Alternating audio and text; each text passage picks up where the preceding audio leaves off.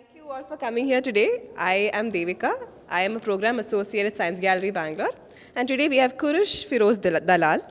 Kurush is an archaeologist, a culinary anthropologist, and a museum consultant. He has BA from the University of Mumbai, and an MA in archaeology, as well as PhD on the early Iron Age in Rajasthan from Deccan College, Pune University.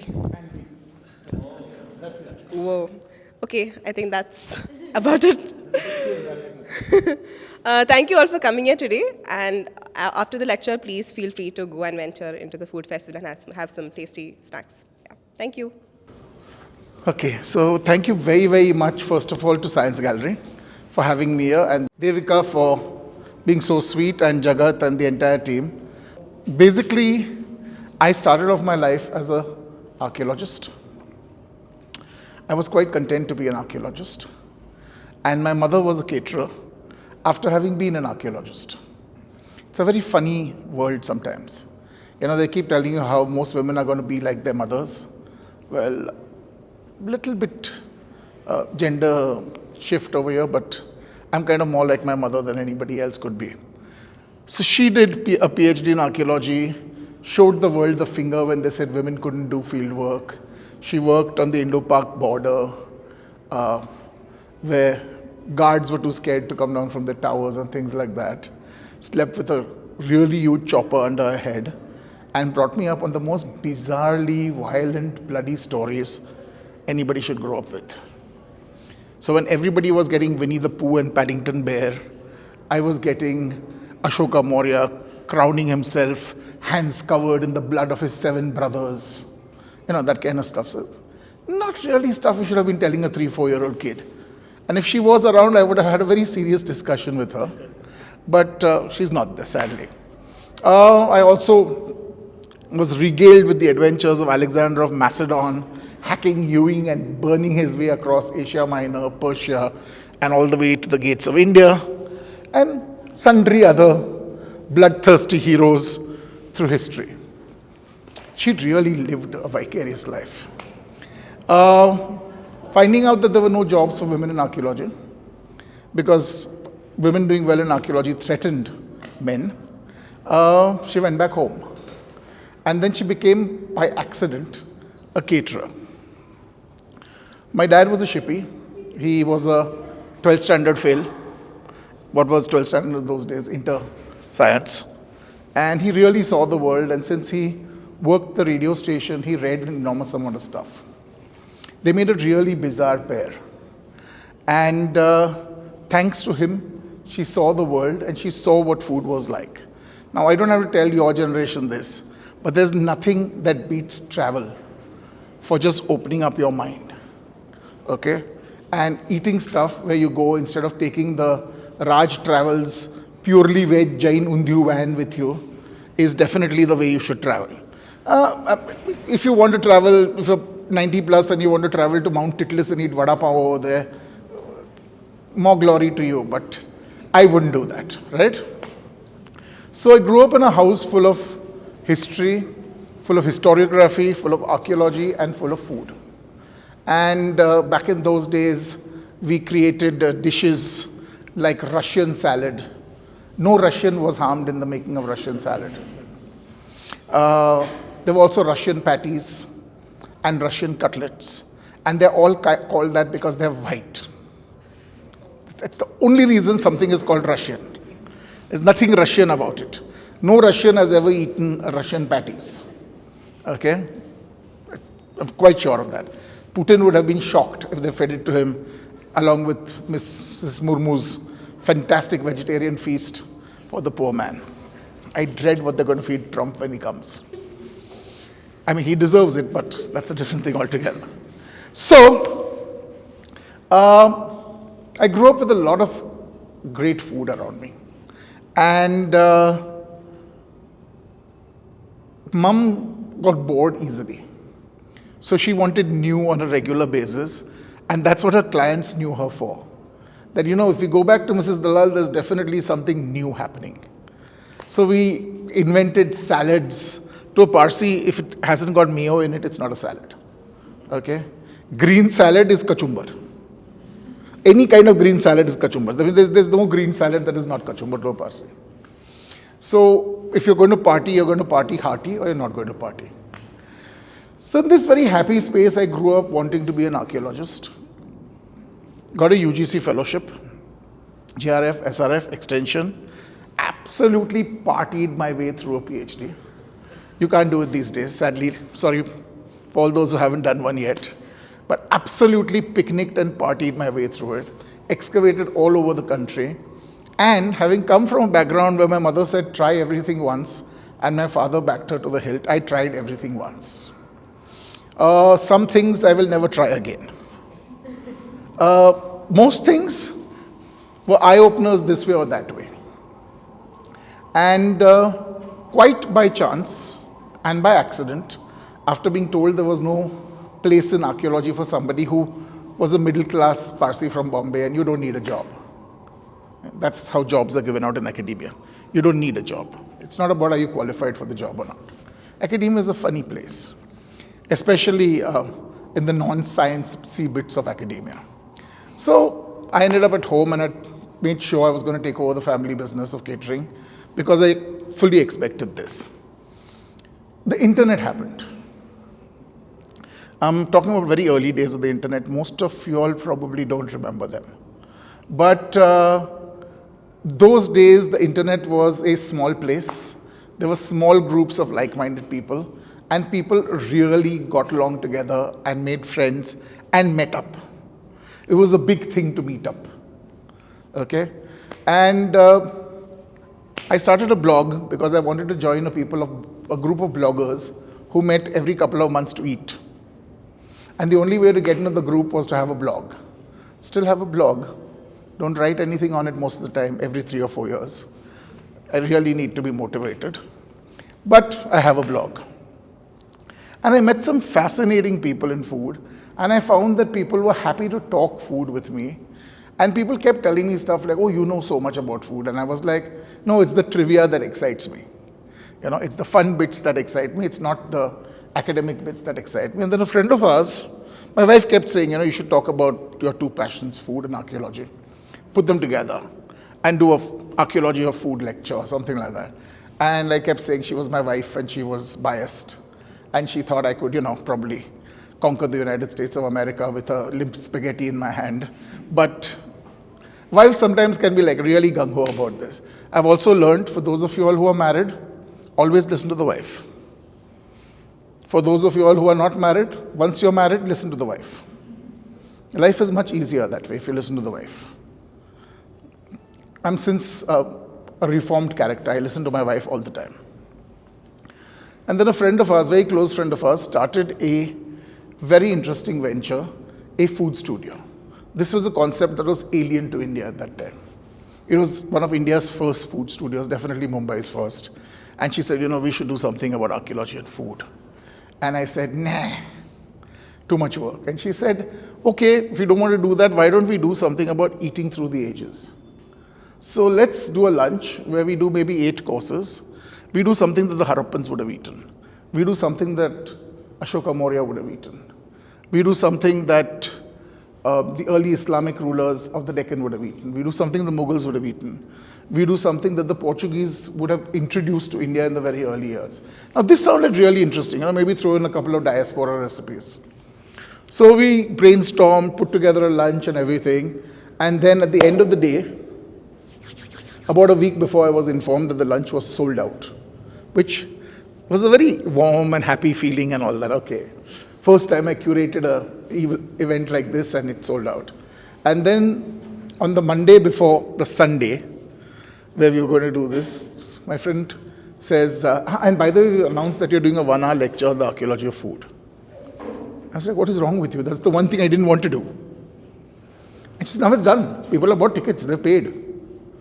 And from my surname Dalal, traditional business family, if people have paid, you got to give them their due. So the first thing I thought was, okay, what the hell, Google hai na. Those is Google's very nascent days, very early days of Google. Google was still a baby. Wasn't in your houses and in your pockets and all of that. And so I said, okay, I'll Google it. What's the big deal, right? It's got to be there. And about 2 hours later, I had a complete meltdown because there was nothing on the archaeology of food in India on Google. There was very little on the archaeology of food per se. And I had a full happy meltdown. You know, if I'd been a little younger, I would have laid on the floor like a cockroach, hands and legs in the air, wriggling about.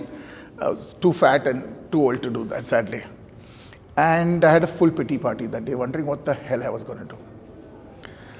Woke up the next morning, got myself paper and pencil together, not pen. I think best that way even today. And said, okay, you've done enough years of bloody archaeology. You got to know what to put together. Put it together. And I realized that it all existed. And the reason I'm saying this to you guys is most of the data for anything new sadly already exists. It's just that nobody has looked at it in that light. It's been looked at as 20 other things. You just need to pick the things that you need, distill them together, and then braid that whole thing together into a beautiful little line over there, and hallelujah, you're the only one who does it.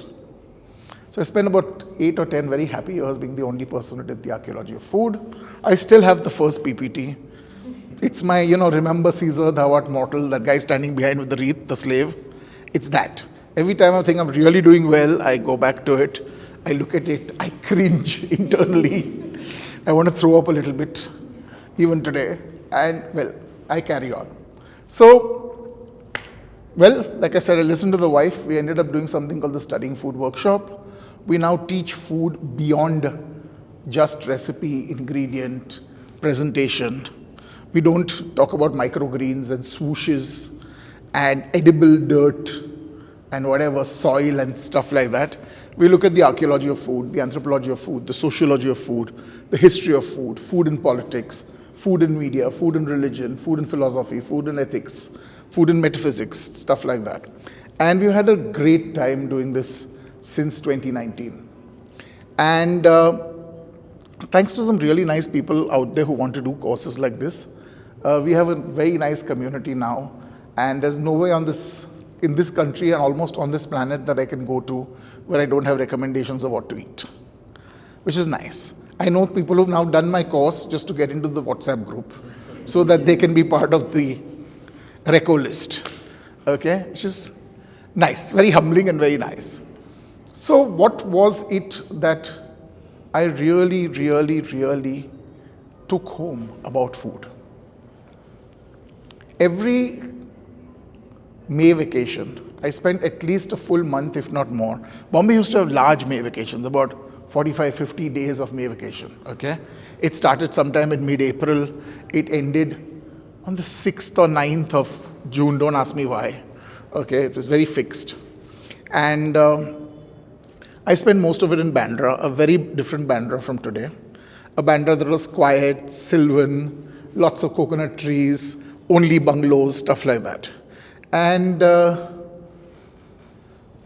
lived with my grandmother. Every now and then as a kid you get a bad stomach, right?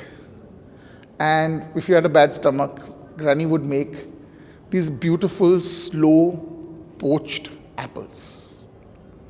So apples would be cored, peeled, sliced, and slowly cooked with a little lime juice, sugar, a small stick of cassia bark. She couldn't afford cinnamon. And if they were lying around, a few raisins. The raisins were completely optional. And she had this beautiful kerosene wick stove which had a chimney this tall. It was called a Criterion. It was a cast iron stove. And it was one of the slowest cooking mechanisms ever created. I mean, Birbal's khichdi would have to be cooked on that damn thing. But the stewed apples at the end of the day were just phenomenal. I must honestly now confess that there were times when we complained that we had a bad stomach just so that we could get stewed apples. To me, those stewed apples are my grandmother's love for me. And the first time I spoke about this in Bombay, in Bandra, at a meeting quite like this, and my wife said, how difficult can it be to make stewed apples? So she made stewed apples and gave me a warm bowl of stewed apples the next day. And she came back 5 minutes later to find me crying in my stewed apples. So what is wrong with you? What did I do wrong? I said, no, you didn't do wrong. You did it right. And I can't really eat stewed apples anymore. Because when I see stewed apples, it's my grandmother. And that was the day I realized that food is a mnemonic like nothing else. Food is all about memories. Food is about memories you've either made, you're making, or you're going to make. And all of these memories are not necessarily happy memories. They're memories. They don't have to be happy. I have specific memories. So, for example, I can never eat a dal fry today without a little bit of trepidation. When I was 19, I got my chance to eat my first Christmas turkey dinner. The works, cranberry sauce, stuffing, and all of it. And that was the day my dad decided that we were all going to go out of town. And I didn't want to go. I didn't want to miss my turkey lunch. And I was 19 and I was very belligerent. And we had a row at home, and my father regularly did the my way or the highway thing. It's my house, you live in my house, you can walk out otherwise kind of thing. And so we got into the family car and we drove off late to go to Lonavala. And we stopped for lunch, which we never did. And we all ate dal fry with rotis. And then because he saw that I still had a completely swollen face and was incredibly grumpy, he gave me the car keys and said, "You drive." So there I was driving perfectly at 55, hands at 10 and 2 like he taught me, one eye on the rear view mirror. Those days there was just one rear view mirror and it was not automated. And around the corner, about 5 kilometers outside the beautiful town of Panvel, came a truck towards me. He was on his side, I was on my side, and he had what looked like balloon radials jutting out of his truck. And I was like, wow, balloon radials in a truck. I mean, of all the daft things to think. The next thing I knew, twin tires and half his axle snapped off. Truck passed me by. Two bouncing, humongous tires and half an axle slammed into me. I pulled the Maruti van to the left, caught exactly the corner, broke my leg, 7 clean breaks, 14 fractures, gashed behind the knee, bleeding like a little stuck pig, all of it. Dal fry? Oh man, dal fry has memories which are like, I still like a good dal fry, okay? But I can't eat it by itself. I need something on the side, just to kind of, divert my attention from the dal fry. So everything that you eat is memories of different kinds.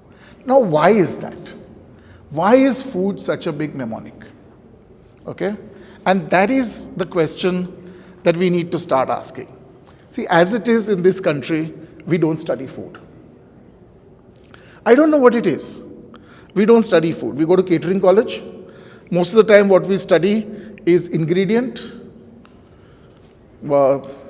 technique, recipe, presentation. It's it, that's that, game over. And we study the 5 mother sauces of French cuisine.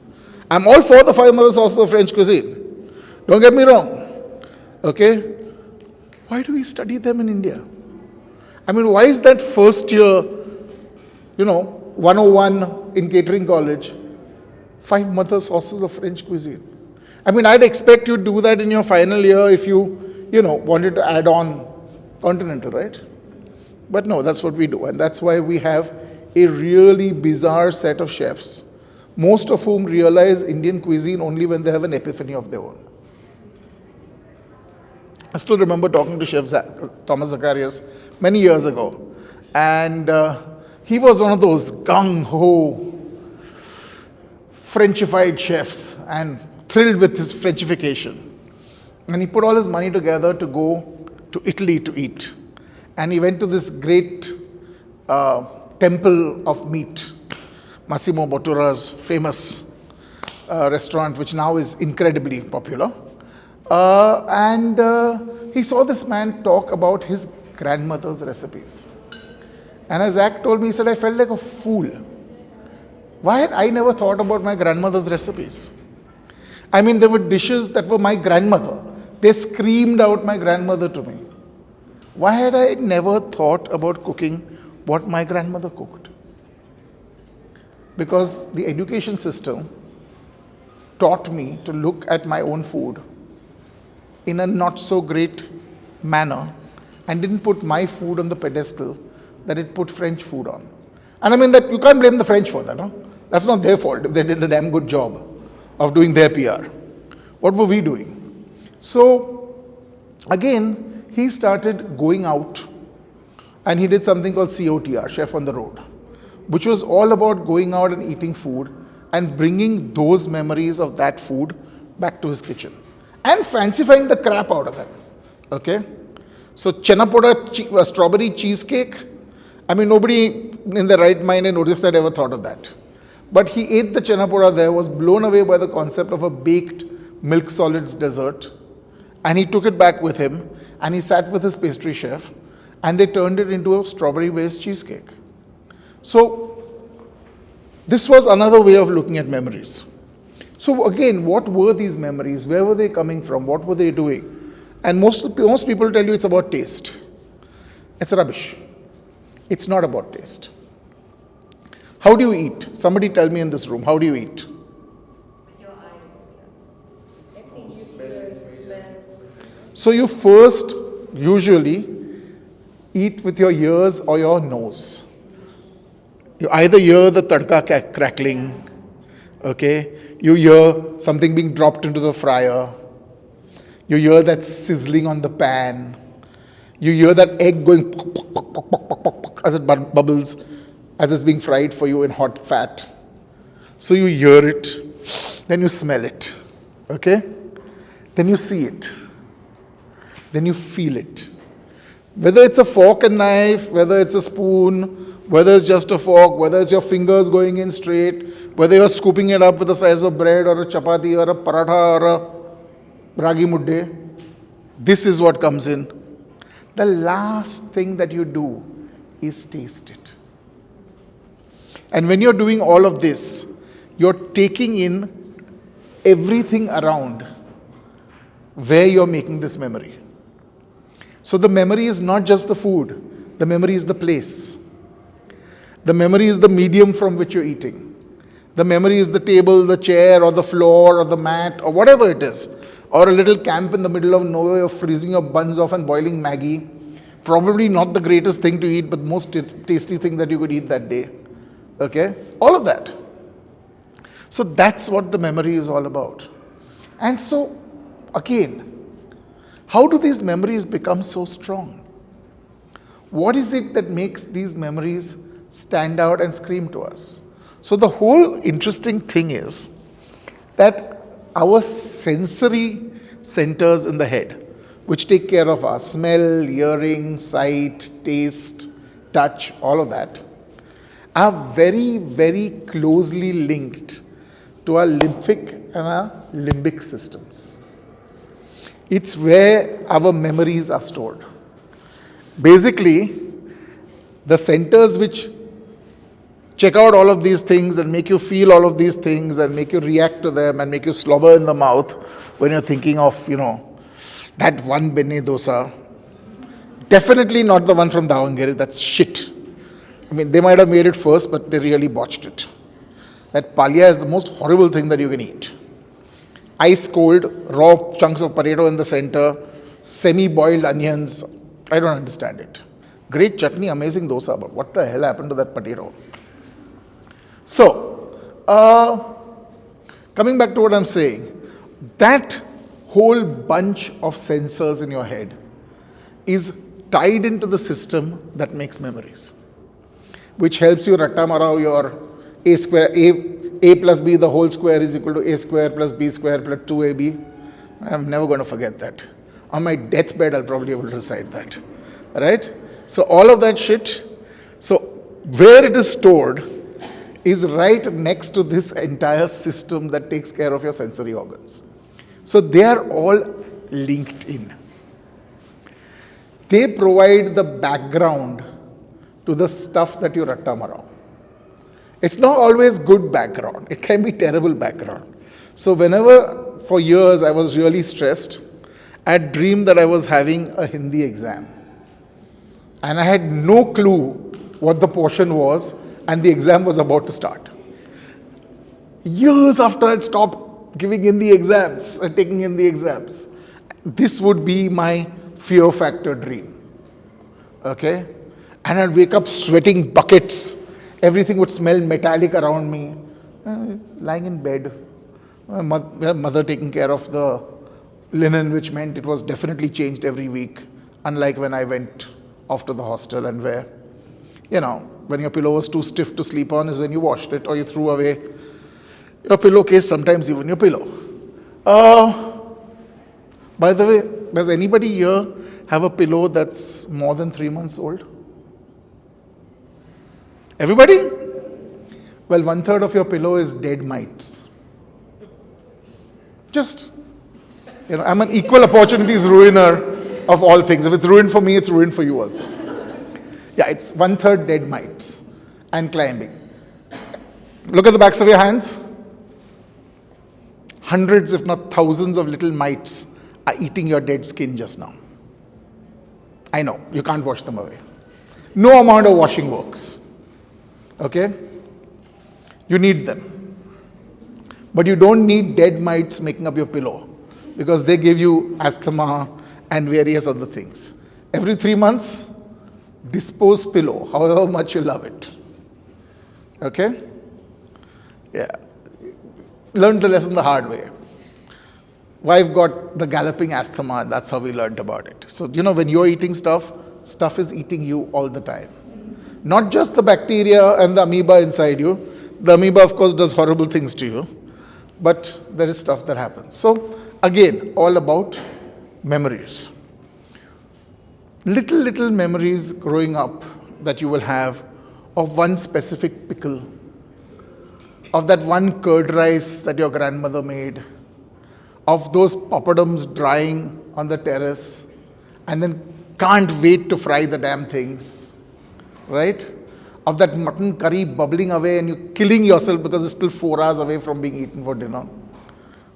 So, all of these memories, happy memories of wedding feasts that you went to, and you ate something new or something fabulous, or just a dish that was so fantastically well cooked there that everywhere else pales. So when I come to Bangalore, I come and eat dosa. It doesn't matter where I eat it. My place of choice is Umesh because I know where it is and it's safe for me. But anywhere in Bangalore is good. Okay? I can't eat dosa in Bombay anymore. I've tried. It just doesn't work. No. I'm not paying $300 for a dosa. Please, get a life. I paid $60 for a masala dosa this afternoon at a completely nondescript place called Sai Snack Center or something like that. I went to eat very fancy dosa, got fired at the dosa shop in Machine Gun, Kannada. That will be another food memory. Because I went to eat the kind of dosa I had never eaten before. A mulbagal dosa. I went to a place called Authentic Mulbagal Dosa Center and got fired for daring to ask for a dosa at lunchtime.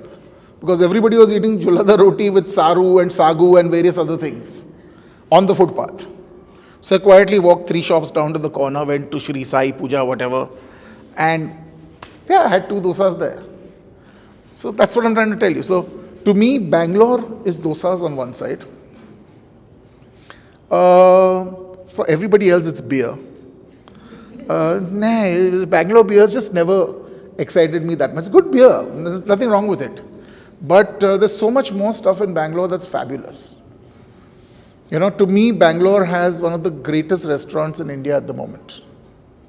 Now, they're in a hiatus because they're shifting from one place to the other. The first time I went there, I ate all 14 dishes on the menu. There were a lot of us to pass them around. And 13 out of 14 were a hit. That never happens. That kind of average is virtually impossible. Okay? Everybody else does potatoes with their steak.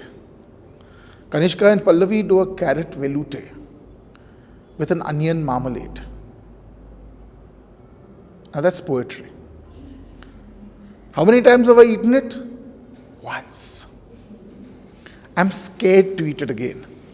You know why? Because that's the other problem with food and memories. You build them up. Oh, you build them up over time and space. You think of them. you drool about them, you tell people about them, you wax eloquent, and then you go back and it. It's like, what the fuck? I mean, what happened? So 9 out of 10 times it's because things went bad. That's why a place like Navu is smart. They don't repeat those things. But some things, like the cauliflower brulee, they can't take off the menu because the public won't let them. Because the mnemonic is so strong after eating that, the taste buds all sang up and did the Hallelujah and Jai Hind and Vande Mataram together. Okay? I mean, Mamuti and Rajkumar were dancing on your tongue. And that's Rajkumar, right? The gentleman who died and who's on the back of every rickshaw in Bangalore. Yes, him. Sorry. Bollywood types. Actually Hollywood, but safer to say Bollywood these days. So, that kind of collective power is phenomenal. The most famous dish at the Bombay canteen is a dish that the Bombay canteen put into their first menu because they were running short of dishes. They were doing their opening. They needed a few more dishes in the starter section. They were like, and they said, let's do an eggs Kejriwal. So the eggs Kejriwal, for those who might not know, is basically about a gentleman called Mr. Kejriwal who liked his hot buttered toast with cheese, a fried egg and chopped green chilies, quickly chopped up into 4 or 6 pieces and served to him hot. It was basically toasted bread, butter, cheese, fried egg, green chilies. And this was something that Mr. Kejriwal, who was a very famous lawyer, ate at the Willingdon Club. And very soon the Willingdon put it on their menu and called it the Kejriwal to honor Mr. Kejriwal, okay, because a lot of his friends wanted to eat it too. And they didn't know what to call it, and they would say that thing that Kejriwal was eating. So it was called the Kejriwal. Now, they fancified the Kejriwal. They made a beautiful emulsion, a green emulsion with chilies, and layered that. They made the fried egg in a ring. They cut their toasted bread in a ring shape, to prettify it. And it was basically stopgap. It was never meant to be there after the first 3 months, because by then they'd do trials and have other better dishes to fit in. They've never been able to take it off their menu because everything was right about it. There was carb, there was fat, there was umami in the cheese, there was egg, okay, with tons of umami of its own, and there was green chilies to open up the taste buds. Winner chicken dinner, it had everything that you wanted. And everybody who ate it loved it. And you want that $1 million yolk shot as you cut through it, and that gooey yolk oozes out, and that's so Instagrammable, it's not funny. I mean, if you didn't put it on Instagram, did you even eat it? Right? I mean, that's the way it is today. So, can't get rid of it. Whether if they want to or they don't want to, they just can't get rid of it. Running out of desserts on that same menu, and a good coffee machine, they poured a shot of espresso onto a rasgulla. And they called it the coffee rasgulla. Because they needed to stretch that list. It worked. It's been on the list forever. Again, they can't get rid of it. So, the collective memory of the people that ate there is so strong that they keep coming back for it. And the fact that this dish is very, very difficult to screw up. I mean, it's a rasgulla. However great it is, it can only be that good. It's a good shot of hot espresso from the machine poured onto your rasgulla and sent out to you. There's nothing to really do to it, is there? But it's got it all working for it again. So, dishes like this, which are sometimes very simple, menus that are sometimes very simple, okay, and things that were told to you as being special are the stuff that memories are made out of. Not just things that are special, things that are told to you are special. Now, this is where you start playing with people's memories. You make people create memories that are artificial. And this is one of the most bizarre things about food.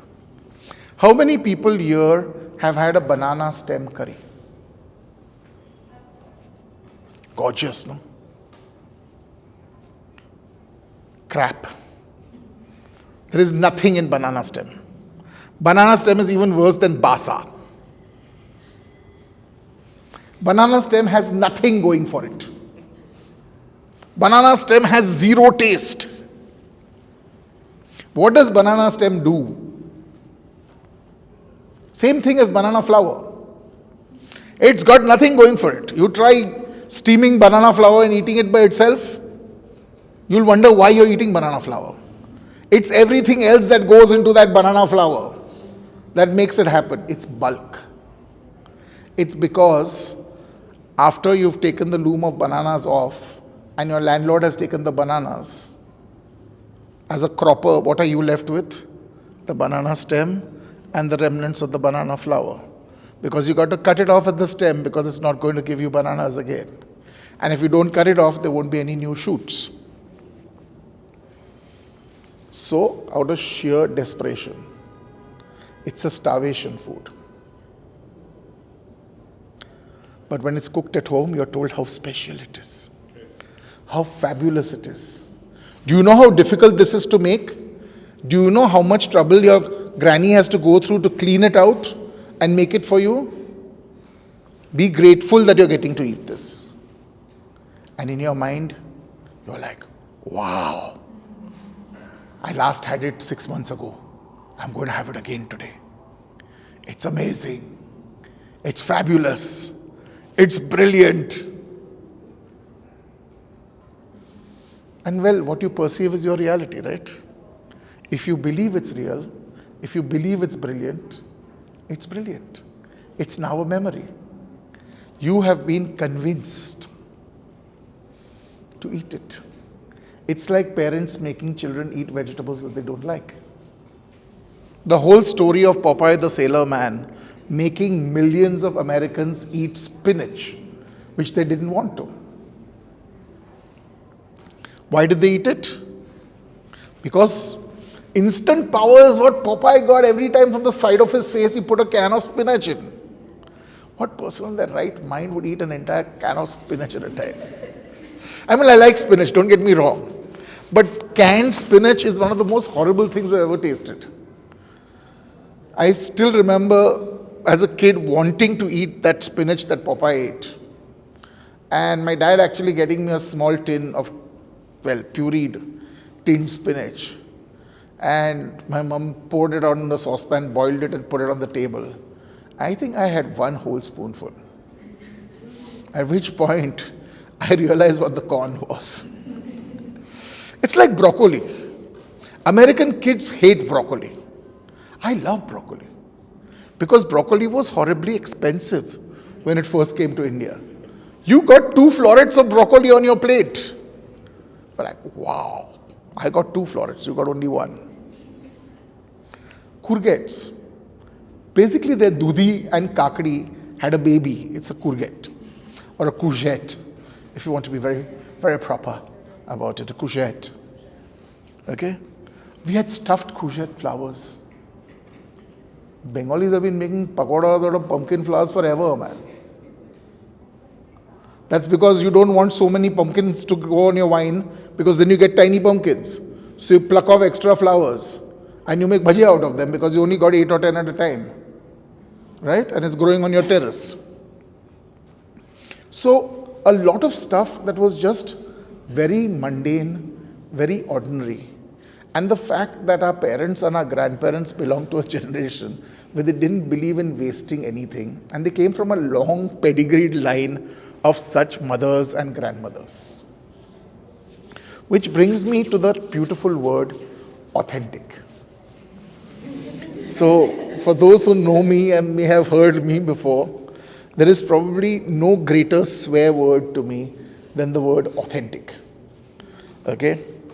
I refused to ever order anything from Authentic Cook when they opened up, and I'm sure that it was my high that shut them down. Okay? Because the entire concept that something was authentic. Sir, my grandmother makes it. It's authentic. Honey, your grandmother's probably been cooking this for 60 years. There wasn't a single broccoli that was harmed when she was a baby in India.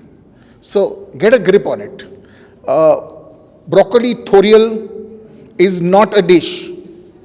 There is nothing authentic about it. So what if your grandmother made it? Okay? Brussels sprouts kadhi.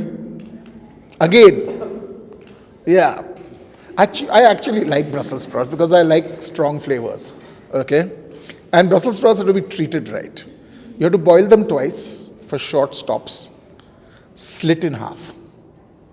So you change the water, you pour in a fresh batch of hot water into it and you bring them to second boil. Then you strain them and you grill them flat side down in butter. And then everything tastes perfect. I mean, it's butter. You can't go wrong with it, right? So, a lot of things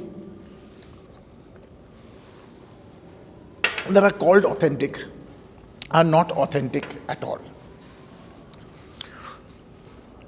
She stole my aloo matar recipe. For God's sake, it's aloo matar. Probably in Yelle-Hanka, 4,000 mothers made aloo matar around that airbase. In Mylapore in Chennai, at least 2,000 mothers made aloo matar. Even though they are hardcore tamrams. They made aloo matar in so many households in India that it's probably the most cooked dish. Because you got frozen peas, you got potatoes, you put the damn thing together and you make aloo matar. You can make a sattvic aloo matar, you can make aloo matar with garlic and onions in it, you can make aloo matar with hing in it, you can make aloo matar with some spinach in it. You can do whatever you want. Aloo matar are just two things that happen to come along, for the ride. You can just boil it with salt and haldi, and I had a friend of mine who used to cook like that, and we tried very hard not to go to her house for dinner. That's also mnemonic, that's very strong. Aloo, matar and gobi, boiled with haldi and salt, served with hot rice. We used to all carry our bottles of pickle with us to her place. And free lunch was free lunch. So, to get back to what I'm saying, the word authentic is an incredibly damned and dangerous word. And in today's day and age where you get all worked up about things, about the authenticity of things, there are more varieties of biryani in South India than there are in North India. And biryani comes to South India from North India, whether you like it or not. Okay? Yeah, in South India they have funky biryanis. There's even a biryani named after a guy who tied a red cloth around his head and cooked biryani. Thalapakatti. I mean, that's what it means. Red towel around his head. I mean, that's a style of biryani. Thank God the guys in the north have no clue what it means. Because they think it's really funky and it's some small village somewhere, on the Karnataka, Kerala, Tamil Nadu border or something like that. Hallelujah for the ignorance, right? You have a biryani named after a leaf bowl. I mean, there's 5 million things that you eat out of a donne. Why just biryani? Have you ever heard of a donne upma? Probably more donne upmas are made than donne biryanis. So many of these things that we think of as authentic are very, very recent. Who knows how old biryani is? Who made the first biryani in India? So, in the more real history of food, biryani was something that was made for the Mughal army. It was a concept using fried onions to cook meat that came from Persia. Humayun brought it with him and his cooks. Fried onions, meat. Okay, it's about cooking things in dum with fried onions. Yes, vegetable biryani is legit. Paneer biryani is not, but never mind that. Okay, vegetable biryani is very, very legit. So next time somebody tells you that, slap them. And it's as authentic as any other kind of biryani. So, the idea was you cook biryani in a big deg, a deg that's shaped like this, sealed in the night. Early in the morning, the biryani was ready. You took the deg, put it on a bullock cart, and the army marched. When the army stopped, there was still boiling hot, bloody rice and meat cooked together to be served immediately to those poor buggers who are hungry after marching a whole day. It was the convenience of carb, protein, fat, with a little bit of onions for flavoring, thrown into it together. Wajid Ali Shah would have committed suicide with a blunt teaspoon before he ate a biryani. Biryani was what poor people ate. Wajid Ali Shah ate a pulao. Okay? The Hyderabadi biryani, again, was eaten halfway down the structure. On top, you ate a pulao. You didn't eat a biryani. So how authentic is that today? Oh, Wajid Ali Shah was so poor, he put potatoes into it in Bengal, and that's why there are potatoes in biryani. You idiot, potatoes were more expensive back then than mutton was. He was flexing. He was showing off that he could put potatoes in his biryani for his staff. But that doesn't sound so great, no? That's such a blah story. He had lots of money, so he put potatoes for his staff as a treat. That's not half as good as he was so broke. He had so many people that he had to feed every day. Couldn't afford the meat, he put potatoes into it. See? That's got more going for it. So this is where we come to that bit of authentic, the story. When you're building the memory, very often it's about the story. What is the story that comes with it? How did this dish come into being? What's the backstory? And the more exciting the backstory is, the more vividly entrenched the memory is. So you remember Wajid Ali Shah's story because of the backstory of his potatoes in the biryani. And not that potatoes in the biryani taste damn good. And in a Bengali all smell no taste biryani, that's the best thing that there is. But let's not tell the Bengalis that. Right? Bengalis don't cook biryani at home. It's taboo to cook biryani in a Bengali home because it's something that Muslims cook. You go out and you eat biryani or you bring biryani home. You don't cook biryani at home. If you told a good thakma in a Bengali home to cook biryani, she'd bloody throw you out of the house. Because it's not authentic to Bengali cuisine, but it's authentic to the Bengali culinary landscape. Which are again, things that we don't learn how to separate.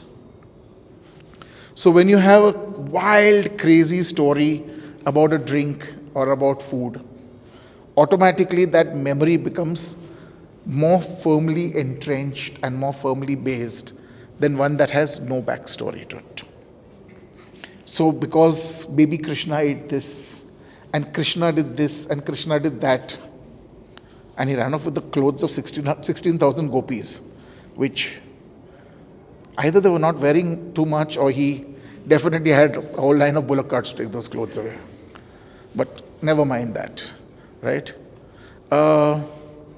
Just as an offside, to come back to biryani. The oldest recipe for biryani in India, so there are two contenders. There is old and there is oldest. So old is basically Sangam literature. So Sangam literature talks about meat and rice being cooked together in the Sangama era, somewhere around the 1st century AD. So definitely rice cooked with meat was a very happening thing about 1900 years ago in southern India. But if you really want to say long time ago, then you have Sita Maiya, who is the original author of the biryani recipe. If you read the Ayodhya Khanda of Valmiki's Ramayana, Specifica, because there are many Ramayans, chapter 52, they are about to cross the Bhagirathi, the Ganga. And Sita prays to the Ganga. And Sita Maya says, if you give us safe passage to and fro, I will give you rice cooked with meat and 10,000 pots of alcohol. Yeah, there's a lot of alcohol. Ganga was a thirsty river. These are the bits that get reread later on. No, this word is being read wrong. It means mushrooms or something like that. Because how can you say that Sita Maya was offering? No, she was offering, she was not eating. And they went and stayed in that jungle for how many years? 14 years. 14 years it was all fruits and roots throughout the year. Right? Oopsie poopsie. Yeah. The truth will not set you free. It's good to chase the truth, but it will not set you free. Okay? And it will destroy some of your fondest memories of people eating things that they didn't eat. Because those memories were false. Those memories had been created. Those memories had been planted. And that is one of the most dangerously interesting things about memories. They are today looking at using negative reinforcement of food memory to make fat people thin. And believe you me, you can make it. So, if you ever had a really bad food memory, something you ate and then got horrendously sick with, you probably never ate it again. And it was probably not that thing at all, but something totally different that made you horrendously sick. You went for a pub crawl, ate what you thought was a bad egg salad, threw your guts up, and didn't realize that it was probably a bad batch of chips or something like that, or a green potato that had been in your fries, which gave you a terribly upset stomach. And you'll never eat your egg salad again. My grandfather was taking the ship from Bombay to Karachi to then go to Rawalpindi to see his father's grave. Okay?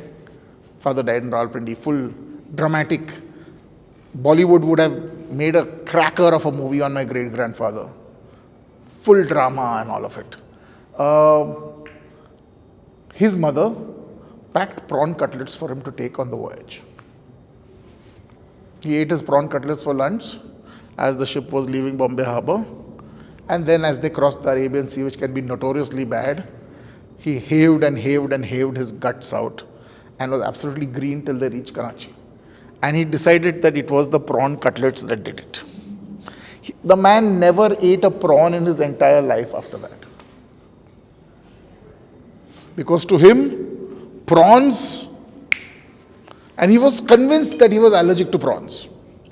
Fully and totally convinced. A couple of times, as my mother said, many years later, she fed him prawns just to see. And believe you me, he didn't keel over and die with prawns. So, yeah. Not to mention that was fermented prawn in some Thai gravy or Indonesian gravy that she fed him. Poor man. So many of our flavor profiles, we decide are bad because we are conditioned in a very casteist society to believe that they are bad. So for a long time, fermented foods were frowned upon. But fermenting idli batter was fine. Because nahi to khayega kya? Right? So I remember when I was growing up and refrigerators were still becoming more prevalent in Mumbai. On day one, it was idli batter. On day two, that same batter was dosa batter.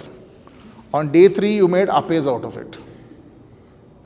You made sure it didn't last till day 4 because it was inedible then. Today, you're suddenly talking about idli batter being different from a dosa batter. Same batter. So, how many people make idli batter at home today? So, what's the ratio?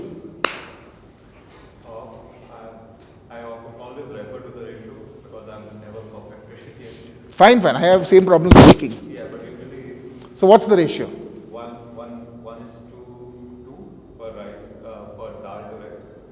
Ooh, rich man. What's your ratio? I just tried wing it. Like I told you. Okay, so you're a good cook. Who else? Somebody put their hands up over here. 2:1. Not bad. People in this room are well off. So, the OG idli has no rice in it. Only urad dal. It's an incredibly healthy idli. Dal is not a protein. Before you get, that's another hilarious con that is fed to us in India. Dal is not a protein. Dal is a complex carbohydrate. It has more protein than rice. It is not a protein. Not to mention, you know how thin our dal is, no? Yeah, and especially if it's a good Udupi sambar, then it's the running all over the place. Right? You have to have a vati for it. You can't just pour it onto a banana leaf. There's not much protein that you're imbibing. So why do we put podi on our idli? Why do we eat it with chutney or with, sambar or something like that? Only that it would be very dry. Good. And? Carb plus Flavor. Because by itself, however great and fascinating and fluffy an idli is, it's still an idli. And there are only that many of those damn things that you can eat on their own. Especially if you're eating idli every morning for breakfast. So there's a very interesting gentleman called Sidney Mintz, who's considered the father of the anthropology of food, of culinary anthropology. Very famous for his book, Sweetness and Power. There's PDFs of Sweetness and Power available on the internet. You will never be able to put sugar in your coffee the same way again if you read that book. So be warned in advance. Okay? Basically tells you that the root cause of black slavery, African slavery, was sugar. And you know who are the OG people who made sugar? Us. Indians. We gave it its name. The word sugar comes from the word shakkara. Okay?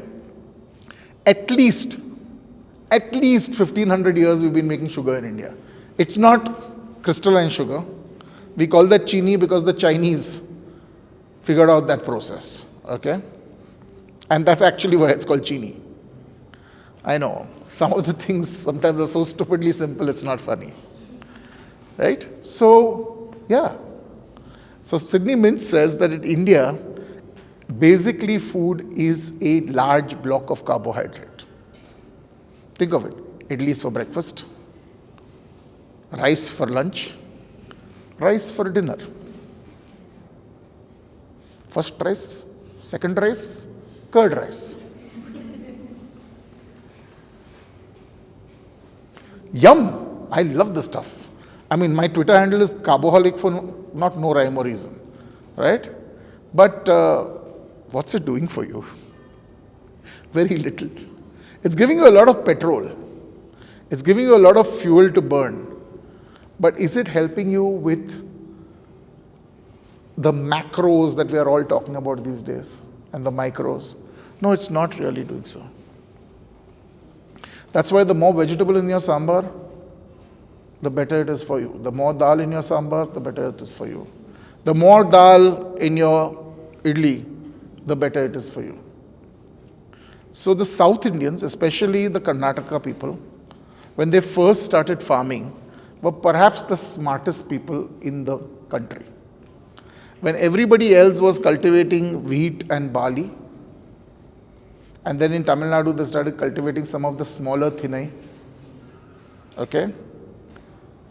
The guys in Karnataka started cultivating horse gram. Horse gram was their staple. The only problem with horse gram is that you can't keep horse gram for more than 2 years. It becomes unviable to grow horse gram that's more than 2 years old. And very often you need to skip a harvest because of various reasons. Didn't rain enough, rained too much. So, anybody farms in this group over here? Talk to him about this. If you farm, you'll find out that most of the time when you plant, it's not you plant once and your crop comes up. You plant, timing was off. 2 days it rained, then it stopped raining for 10 days. You have to plant again because it sprouted and died. This can happen 3 times in a single season.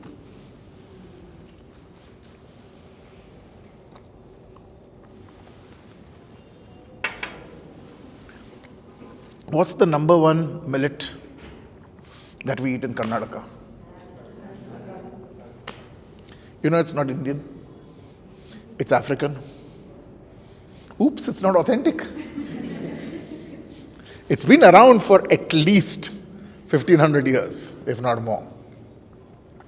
Okay? Maybe much more. We believe that it's been around for at least 3000 years. At least. Okay? That's what archaeologists believe. But it didn't come from India. It came from Africa. Jolada, Jowar, Sorghum, Africa. Bajra, Africa. All the big millets came from Africa. So, any Punjabis over here? No? So what do Punjabis eat? Rajma chole, makai di roti, sarson da saag, right? Out of all of this, the only Indian thing is sarson da saag. Sarson da saag was not eaten with makai di roti till about 200 years ago, when the British introduced large-scale makkah cultivation in northern India. And hard-working farmers realized that if they substituted makkah for the barley that they were growing, they got a greater yield per acre. And farmers are nothing but sensible. If I am getting 50% extra grain from the same amount of gada mazuri, in the same amount of land, I am growing that grain. Its nutritional capabilities are not what I am interested in. So, within a matter of about 20 or 30 years, Punjab almost stopped growing barley. It was being grown only for personal consumption. It's still grown for personal consumption in families in the Punjab. But the bulk food in Punjab is now makkah. Authentic. The authentic food of those people of Jammu and Kashmir. Hot rajma chawal with ghee. I mean, you can't go wrong with that, right? You can't get less authentic than that. Rajma is about 130 years old in India. Maybe 140 if you really want to push it. You know where it came from? Mexico. You know who brought it here? The French. So the French went to Mexico to prop up, now listen to me carefully because this will be very difficult to believe, to prop up the brother of the King of Austria as the Emperor of Mexico. Was being propped up by the French. Don't ask me why. Okay? Well, the rebels defeated the French and shot that poor guy. Okay? They gave him the firing squad. What does an army eat? An army eats whatever is available locally. And the biggest thing that the army could carry on the Mexican campaigns was beans. Because beans are one of the 3 sisters. Beans, corn, and squash. They're grown together in the Americas. Okay? Because the beans do the nitrogen fixation for the corn. And the squash gives you the vegetable to eat with it. So the French bring the beans back with them. The ones that go home to France, because they're white people, they cultivate the more white varieties of beans, and they get the famous cassoulet soup. If they hadn't gone on that ridiculous adventure to Mexico, there would have been no French cassoulet soup. And they ended up bringing rajma back with them to Pondicherry. Didn't grow that well over there, because it grew in Mexico at high altitude in cold climates. And so tomatoes have come 2-3 times. Okay, there have been waves of tomatoes coming. The Bengalis are the most interesting people as far as tomatoes are concerned. Do you know what the original name, any Bengalis here? What is the original name for tomatoes in Bengali? Bilaiti begun. Because the plant is identical to the bloody brinjal plant, only yellow flowers instead of purple ones. Potatoes, brinjals and tomatoes are kissing cousins. I know, feared, nightshades. Chilies, same family. I know, it's bizarre. But we had brinjal here. We didn't have the rest of the burgers. So, trying to explain to people in India that chilies are not Indian, which is the most commonly known factor, is very difficult. Because, but my grandmother cooks with chilies. It's got to be OG to India if my grandmother cooked with it. Baba, her grandmother might have also cooked with it, but that's still a couple of 100 years at the most. Perspective, guys, perspective. So authentic is all about perspective. And this is how we build up memories. Now, one of the most interesting memories that I came across was people in Rajasthan telling me that, when we were children, the lal mas used to taste so much better. Smokiness of those mathania chilies. Those mathania chilies just don't taste right anymore. And I thought, it's basically they've moved away from Rajasthan, not had easy access to mathania chilies. You end up getting mathania chilies that are kind of past their due date. You're not eating them very commonly, so you're not comfortable with them anymore, and it's more of a memory and all of that. And then systematic work into finding out about the mathania chilies tells you why the memory is not as strong as it used to be. Because you see, mathania chilies have become incredibly popular and are being cultivated in large areas of Rajasthan, which they weren't being. And the problem for that is that the original manure for mathania chilies has not increased in scope as much as the planting of mathania chilies. Basically, it's ashes from the smashan ghats. So that is what was used as manure for mathania chilies. And very rich in phosphates. And so many other things after you burn down some human beings, right? All of those good building blocks. Essential bits for amino acids and whatnot. So mathania chilies tasted different when they were built on ground that was prepped with smashan ash. And now you're putting in urea and sulfur and whatnot. The seeds are still true and the breeding model is true. But it's just that the building blocks that they were getting out of their manure, they aren't getting any longer. And the mathania chili has changed in taste. Not to mention that the chili is one of the most incredibly easy things to hybridize. If you've got two kinds of chilies growing side by side, you're screwed. That's why entire regions grow only one kind of chili. You don't want competing chili varieties growing side by side. They just kind of hop over and do the hanky-panky with each other, and you get a new kind of chili, which may or may not be as good as the other two chilies that it started off as. Yeah. So plants have a horrendous habit of doing that. Okay? We can eat every single living animal in the world barring 6. There are only 6 animals on this planet that we cannot eat that will kill us if we eat. Out of some 600,000 kinds of plants, we can barely eat 3,000. Plants have built up defensive mechanisms against being eaten. And they've been doing it because everybody in the world was eating them right from the beginning.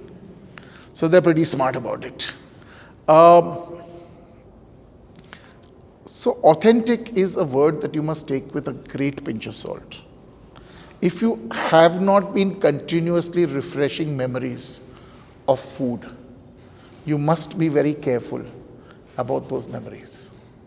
Because it's very possible that those beautiful, horrible, lovely, bittersweet memories might all have changed over time, and that your mind might have magnified that memory, and that if you actually eat that food again, you will feel that you've been cheated.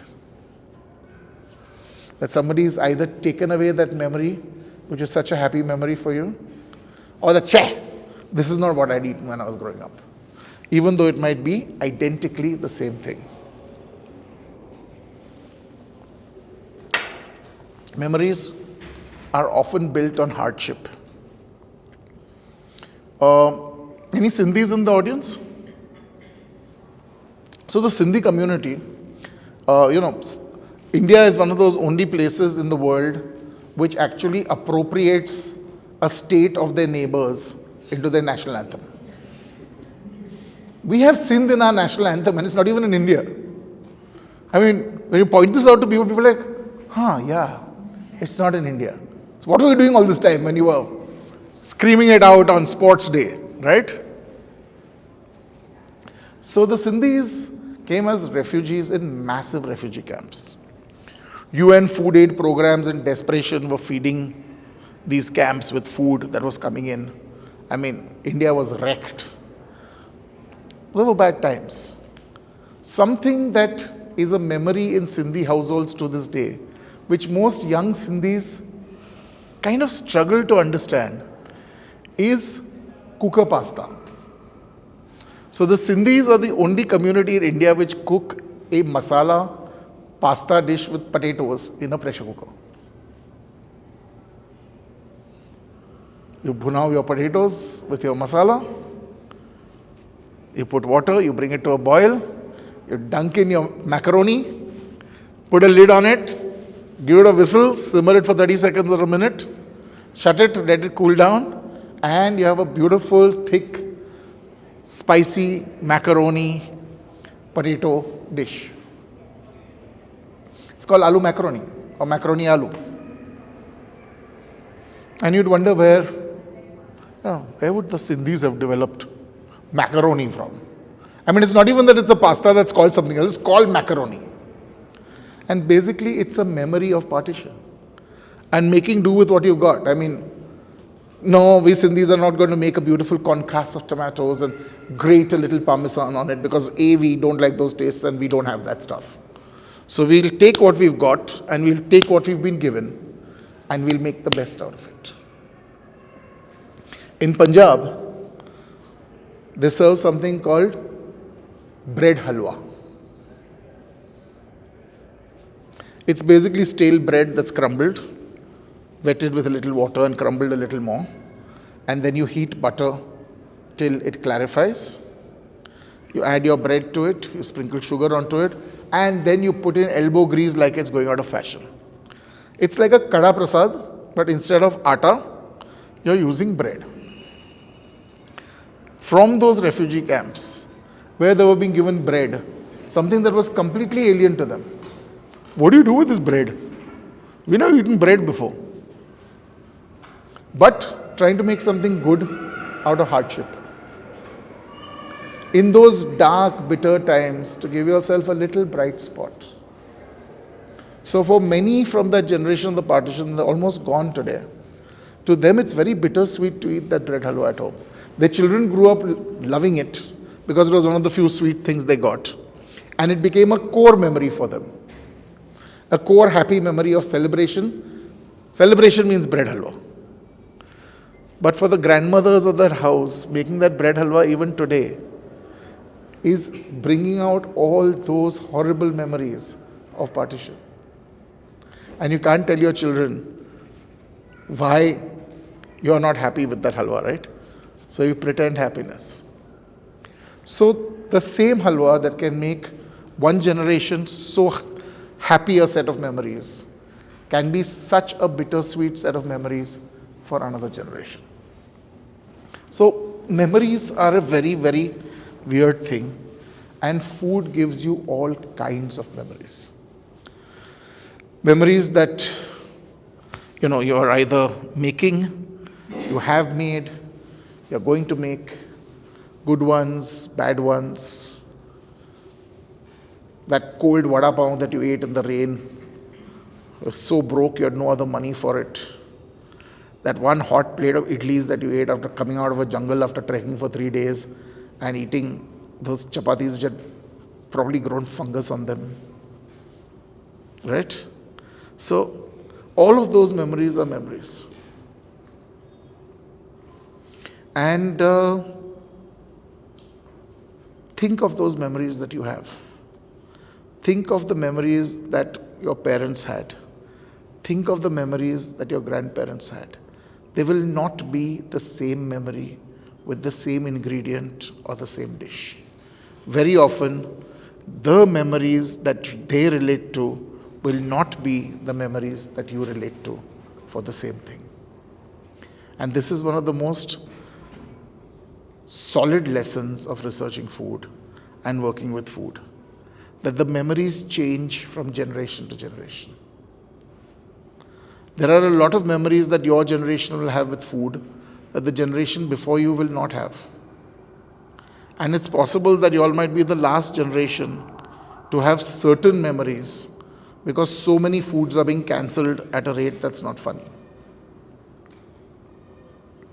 Okay? Eggs are vegetarian. Unfertilized eggs are half a cell. Milk is more non-vegetarian than eggs. But, eggs, yucky. Milk. Do you know, all milk, okay, I counted 3, and those who really love milk can run out of the room now. All milk, all, has an acceptable level of blood and pus cells in it. That's why we pasteurize milk. Yep. Think of yourself in that cow's position, being milked twice, if not thrice a day. If somebody's tugging at your bits for even half an hour, 3 times a day, you will be sore. You will get infections. There will be blood and pus.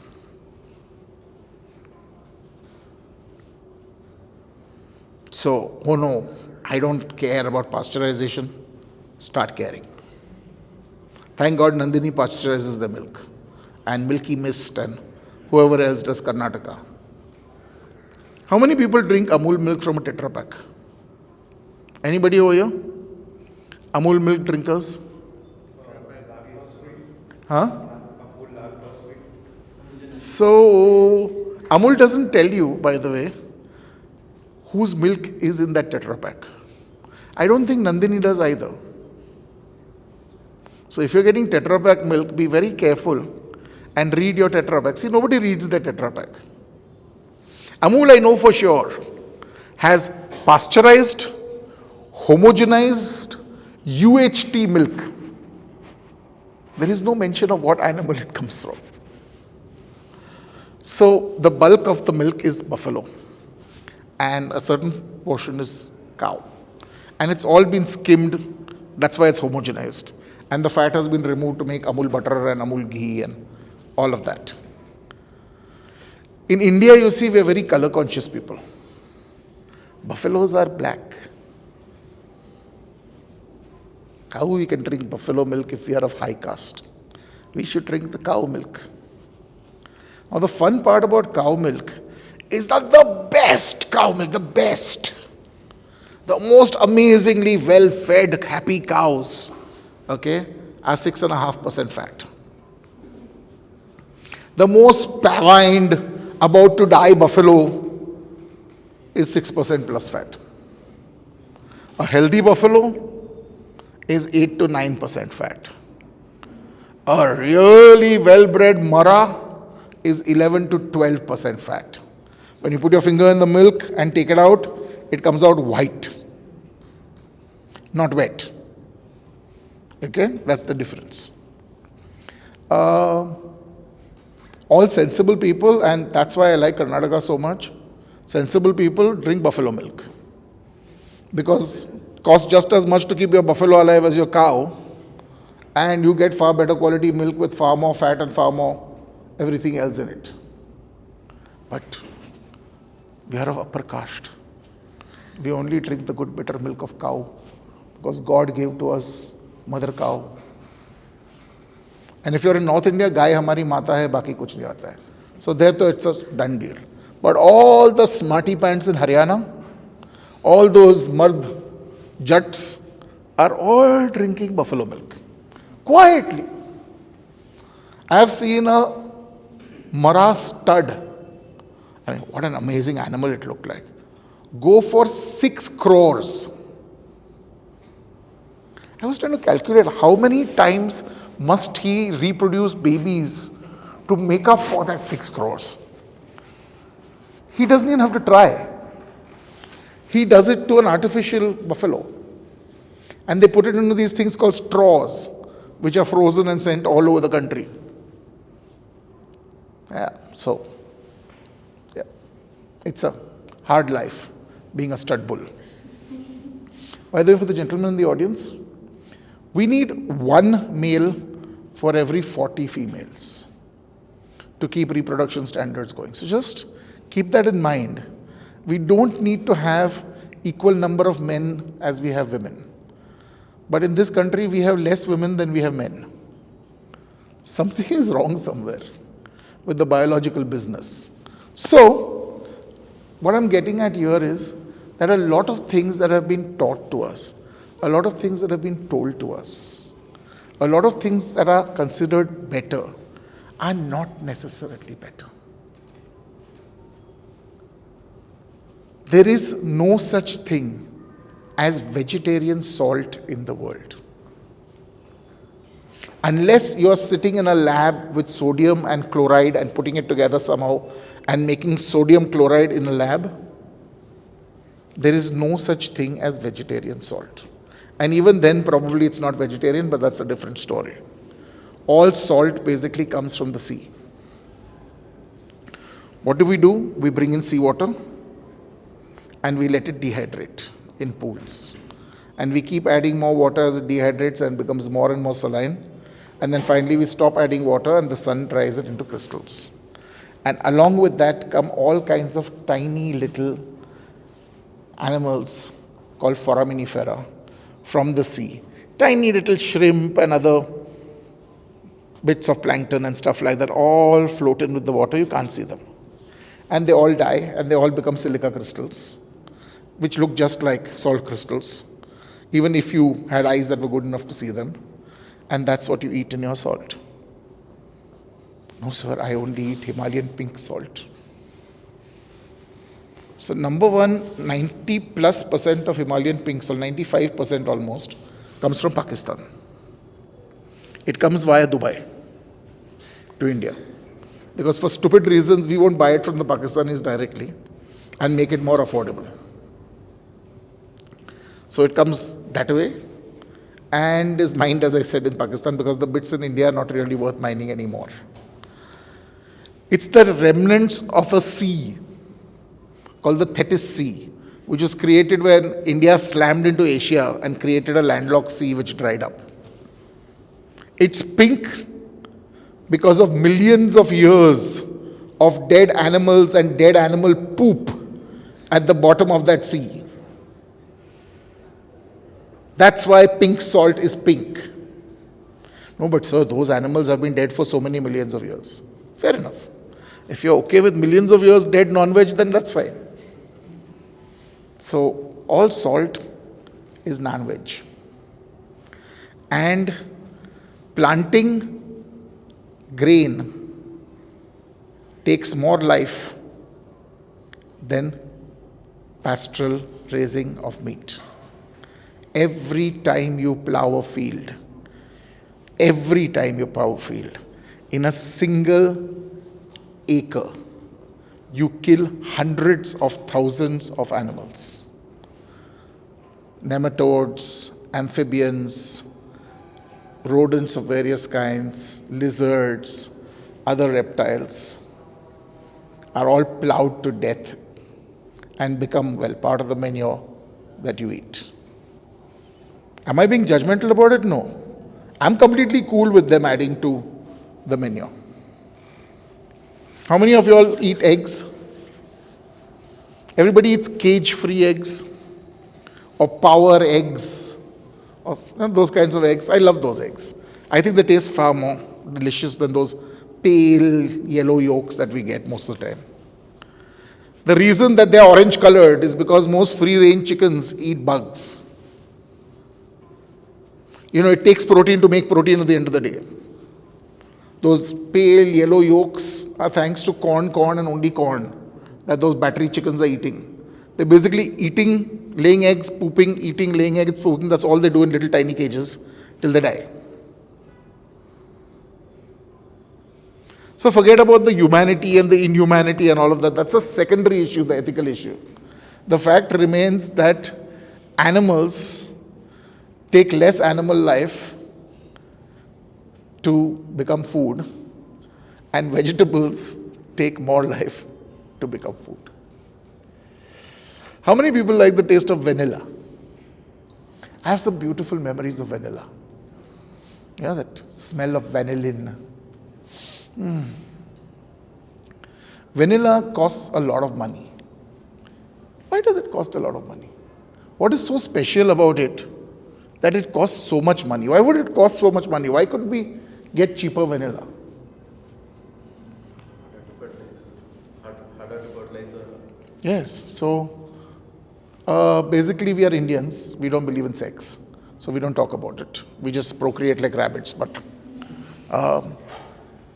you see,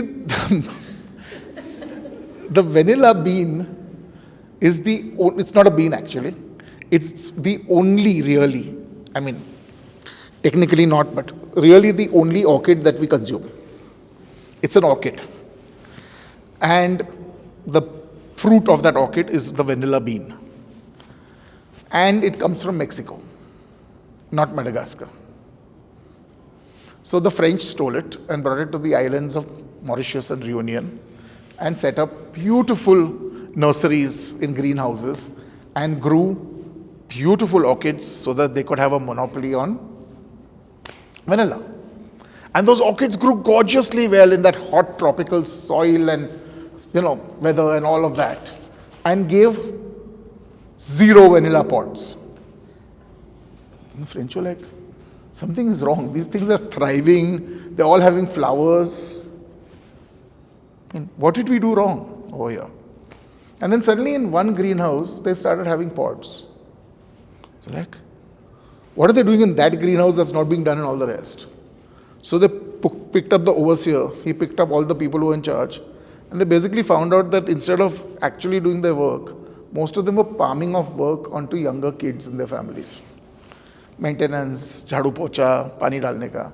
So one kid who used to spend a lot of time in the greenhouses because he was happy there, and probably his father was beating the shit out of him at home or something, said, I just realized that there are these male plants and there are these female plants, flowers basically, because orchids have male flowers and female flowers. And they were so far apart in rows. So I brought them together and helped them to make babies. So vanilla is the only plant in the world which is very actively helped to reproduce by physical manipulation by human beings. We make vanilla plants do the do so that we can have vanilla. Never going to look at vanilla the same way, right? I wonder who in Kerala was doing the hanky-panky to make this vanilla pod. Right? So, the world of food is an amazing world. And it has amazing stories. But we seldom hear these stories because we are end consumers who are completely detached from the actual process from where these things come. So, my honest and humble advice to all of you all is to travel, and to travel to places where people make the food that we eat, and to eat with them. Because if you eat each other's food, it's very difficult to kill each other. And when you eat the food made by the makers, you realize one of the greatest truths in food, that farmers sell surplus.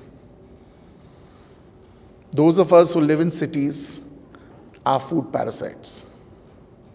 We pay for food. We don't know how to make food. And if the farmers stop selling surplus, we are so shafted, it's not funny. So take care of our farmers, learn what it takes to farm, spend time with them, and there's food that you can eat where they farm that never makes it to cities. And on that note, ladies and gentlemen, thank you very much for being such a nice audience.